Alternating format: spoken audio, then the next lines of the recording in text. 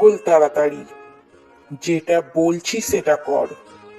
এবার স্কার্টটা উপরের দিকে তোল। মুখ দিয়ে লাল ঝরতে লাগলো গণেশের। তার মোটা পুরুষাঙ্গটা লুঙ্গি ভেদ করে বাইরে বেরিয়ে এলো। ঘটনাটি শুনুন, গায়ের লোম খাড়া হয়ে যাবে। 2-3 দিন ধরে ভীষণ জ্বর মধুর। স্কুলেও যেতে পারেনি তাই। ক্লাস 3-তে পড়ে মেয়েটা। বাবা আমার একমাত্র সন্তান। কয়েকদিন যাবৎ ঘুমের ঘোরে ভুল বকছে। গায়ে হাত দিলেই চমকে উঠছে। স্নান করতে চায় না, মাকে কাছে আসতে দেয় না, কিছু বললেই ভয় পায় এবং কাঁদে। মধুর মা বুঝতে পারছিল না যে মধুর সঙ্গে কি হচ্ছে। মধু বরাবরই ভীষণ শান্ত এবং চুপচাপ। মধুর এই ধরনের আচরণে ওর মা ভীষণ চিন্তিত। তাই সবটা ওর বাবাকে বলল। সব শুনে মধুর বাবা বলল, ও তুমি চিন্তা করো না, ওর শরীরটা খারাপ তো তাই ওই রকম করছে, দেখবে সুস্থ হয়ে গেলে আবার আগের মতো খেলবে। তাও মধুর মায়ের মন থেকে সন্দেহ গেল না। আগেও মেয়ে অসুখে পড়েছে, কিন্তু এই রকম ব্যবহার কোনোদিন করেনি। 2 দিন হয়ে গেল, মধুর শরীর এখনো সুস্থ হয়নি। দুপুর 12টা বাজে। এমন সময় মধুর মা ঘরে এসে দেখলো মধু ঘুমোচ্ছে। গায়ে হাত দিয়ে জ্বর চেক করতেই মধু ঘুমের ঘোরে চমকে উঠল। বলল, ছাড়ো, ছাড়ো আমায়। কি হলো রে মা, এইরকম করছিস কেন? আমি তো তোর জ্বর চেক করছি। এখন তো জ্বরটা বেশ কমই আছে। তুই আজকে একটু স্নান করে নে, চল তোকে স্নান করিয়ে দিই। আগের দিন তো স্নান করিসনি, আজকে একটু স্নান করে নে, দেখবি গাটা বেশ ঝরঝরে লাগছে। মধু বলল, না মা, আমি স্নান করব না। আরে তা বললে হয়? এইরকম স্নান না করে থাকলে তো আরো শরীর খারাপ করবে। চল, তোর জন্য গরম জল করেছি, হালকা গরম জলে তোকে স্নান করিয়ে দেব, তোর কোনো কষ্ট হবে না। মা আদর করে কোলে করে মধুকে স্নান করাতে নিয়ে গেল। স্নান করাবে বলে মধুর জামাটা খুলতেই ওর মা স্তম্ভিত হয়ে গেল। তারপর কাঁদতে লাগলো। কাঁদতে কাঁদতে মধুকে জিজ্ঞাসা করলো, এসব কি করে হয়েছে মা? কে এইরকম করেছে তোকে? মধু বলল, না মা, আমি তোমায় বলবো না, তাহলে তুমি আমায় মারবে। তোকে কেন মারবো আমি? তুই আমাকে সবটা সত্যি বল।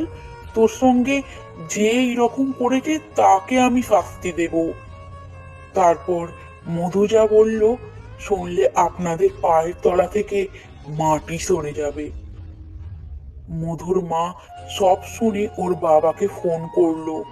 কাঁদতে কাঁদতে বলল, তুমি এক্ষুনি বাড়ি চলে এসো। স্ত্রীর এইরকম অস্থিরতা দেখে মধুর বাবা অফিস থেকে তৎক্ষণাৎ বাড়ি চলে আসলো। মেয়েটার শরীর হয়তো অনেক বেশি খারাপ হয়েছে, তাই ওর মা এইরকম কান্নাকাটি করছে। এই ভেবে সময় নষ্ট করলো না ওর বাবা। বাড়িতে আসতে মধুর মা ওর বাবাকে সব ঘটনা খুলে বলল। গণেশ স্কুলের বাচ্চাদের ভ্যান চালক। প্রতিদিন মধু গণেশের গাড়ি করে স্কুলে যেত এবং বাড়ি ফিরত। গণেশের গাড়িতে যতজন বাচ্চা ছিল তার মধ্যে মধু সব থেকে ছোট। ভালো করে নিজের হাতে খেতেও পারত না, তাই গণেশের কাছে টিফিন দিত ওর মা। গণেশকে খুব ভালোবাসতো ওর মা। মধুর নিজের কাকার মতো ভাবতো। টিফিন বেলায় গণেশের কাছে বসেই খাবার খেত মধু। টিফিন যাতে নষ্ট না করে তাই জন্য গণেশের কাছে দিত। মায়ের মন তো, মেয়েটা সারাদিন না খেয়ে থাকবে, এই দুশ্চিন্তায় সেই টিফিনের দায়িত্ব গণেশের হাতে দিয়েছিল। দায়িত্ব খুব ভালোভাবেই পালন করেছিল গণেশ।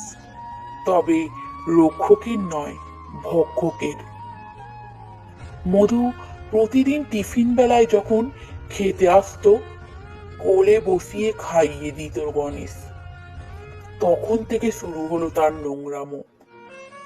বাচ্চা মেয়েটার সারা শরীরে হাত বুলিয়ে দিত, যেমন খুশি যেখানে খুশি টিপে গা ফুলিয়ে দিত একেবারে। লাগছে গণেশ কাকা, ছাড়ো না গণেশ কাকা। বাচ্চা মেয়ের কান্নার আর আর্তনাদের আরো বেশি জোরে জোরে তার কাজ করত গণেশ। কেউ কোনোদিন বুঝতেও পারেনি, কারণ টিফিন বেলায় সমস্ত ড্রাইভার যেখানে খায় সেখানে গণেশ থাকতোই না। বড় স্কুলে অনেক ফাঁকা রুম পড়ে রয়েছে, সেইখানেই করতো অত্যাচারটা। এইভাবে দিনের পর দিন বাড়তে লাগলো। চলল ভয় দেখানোর খেলা। বাথরুমে বন্ধ করে রেখে দিত মধুকে, বলতো, যদি কাউকে বলে দিস তাহলে এখান থেকে আর কোনো দিন বের করব না, তোর বাবা মাকে মেরে ফেলবো। এই ধরনের কথায় বাচ্চা মনে খুব প্রভাব ফেলেছিল। ভয় কোনোদিন কাউকে কিছু জানাতে পারিনি। বহুবার বলেছে স্কুলে যাব না, কিন্তু তার ভাষা কেউ বুঝতে পারেনি। এইভাবে চলতে চলতে আরো বাড়তে লাগলো গণেশের নৃশংসতা। জামাটা খোল। না, আমি খুলবো না। তবে রে দেখবি। এই বলে চুলের মুঠি ধরে সজোরে কামড় বসিয়ে দিল ঠোঁটে। ঠোঁট থেকে রক্ত পড়তে লাগলো। ভয়ে বাধ্য হয়ে খুলে দিল জামাটা, চুষে খেলো ছোট্ট শরীরটাকে। এবার স্কার্টটা উপরের দিকে তোল। সেটা মধুকে করতে হলো না, নিজেই তুলে দিল উপরে।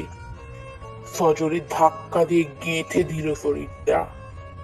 কচি ফুলটাকে নষ্ট করে দিল নোংরা লোকটা। চিৎকার আর চোখ দিয়ে অজস্র জলের ধারা বয়ে যেতে লাগলো, কিন্তু চিৎকার কেউ শুনতে পেল না, কারণ মুখ বন্ধ, হাতের চাপে। সুখ ভোগ করে গণেশ খানিকক্ষণ বিশ্রাম নিল। ছোট্ট শরীরটা দাঁড়াতেও পারছিল না। কোনো মতে তাকে জোর করে ঠেলে ক্লাসরুমে পাঠালো গণেশ, এবং বলে দিল, কাউকে যদি কিছু বলিস তাহলে তোকে এবং তোর বাবা মাকে মেরে ফেলবো। অবুঝ শিশুকন্যা ভয়ে চুপ করে রইল। দিনের পর দিন এই অত্যাচার চলতে লাগলো। ভর্তি স্কুলে, কিন্তু সবার চোখের অলক্ষ্যে। ছোট্ট শরীরটা আর টর্চার নিতে পারলো না, অসুস্থ হয়ে পড়ল। 1 সপ্তাহ যাবৎ জ্বর মধুর, প্রচন্ড দুর্বল শরীর। সব জানতে পেরে মাত্র 8 বছরের ফুলের মতো শিশুর কন্যার বাবা মায়ের মানসিক অবস্থা বর্ণনা করা অসম্ভব। তারা আর 1 মিনিটও সময় নষ্ট না করে স্কুলের হেড ম্যাডামের কাছে যায় এবং তাকে সব জানায়, এবং প্রমাণ হিসেবে মধুর শরীরে নানান জায়গায় কালশিটে এবং মারের দাগ, জোর করে চেপে ধরার দাগ সব দেখালো। হেড ম্যাডামের চোখে জল চলে এলো। কেউ এতটা নিষ্ঠুর কি করে হতে পারে?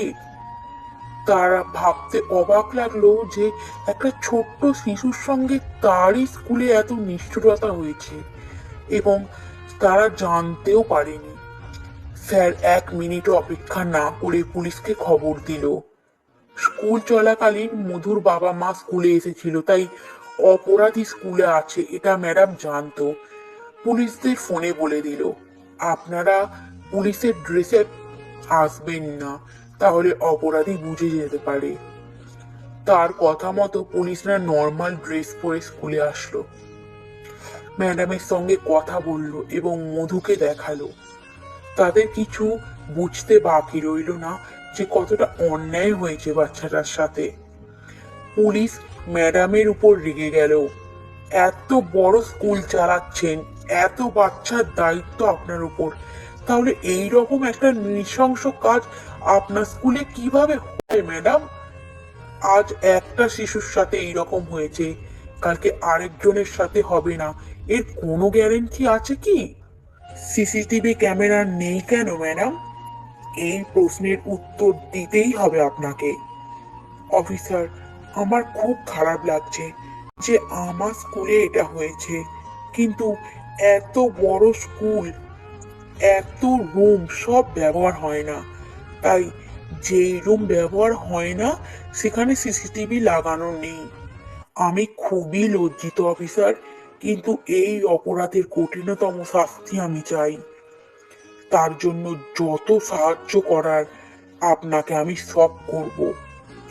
আর সময় নষ্ট না করে অফিসার গণেশকে ধরতে গেল। অন্য ড্রাইভারদের জিজ্ঞাসা করলো যে গণেশ কোথায়। সবাই গণেশ যেদিকে থাকে সেই দিক দেখিয়ে দিল।